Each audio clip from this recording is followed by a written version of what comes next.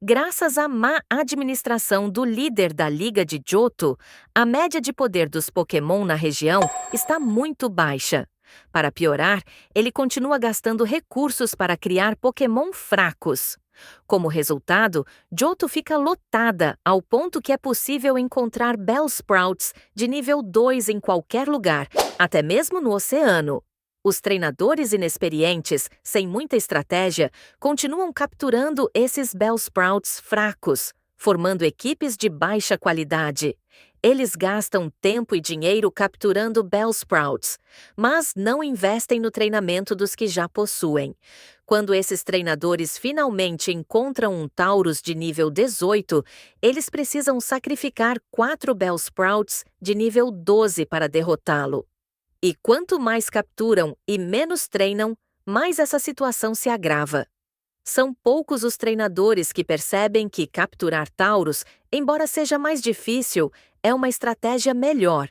Com o tempo, a situação fica tão ruim que, para derrotar um único Taurus, os treinadores estão usando 6 Bellsprouts de nível 8.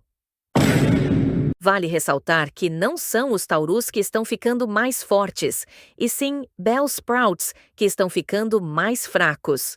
Para tentar resolver o problema, o Banco Central, quero dizer, a Liga de Johto decide aumentar o custo das Pokébolas, ou seja, aumentar a taxa de juros ou a taxa Selic. Com o preço das Pokébolas mais alto, os treinadores passam a capturar menos e a treinar mais os Bellsprouts que já têm. Aos poucos, a média de nível dos Bellsprouts aumenta, e os treinadores precisam de apenas 3 Bellsprouts para derrotar um Taurus.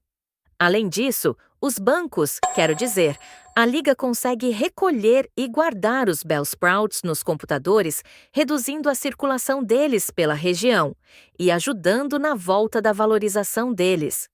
Entretanto, o aumento da taxa Selic não é a solução mágica para todos os problemas.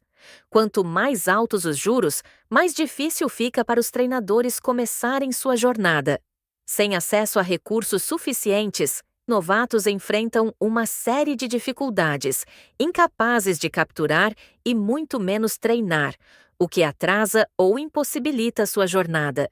Eles ficam desmotivados e acabam desistindo e abandonando a região. Agora, se os Octileres continuarem a aumentar o preço das Pokébolas de forma descontrolada, até mesmo os treinadores experientes e bem-sucedidos começarão a sentir o impacto. Perceberão que, embora tenham recursos para investir em Pokébolas, o aumento excessivo do preço pode comprometer seu lucro e tornar as batalhas pouco rentáveis.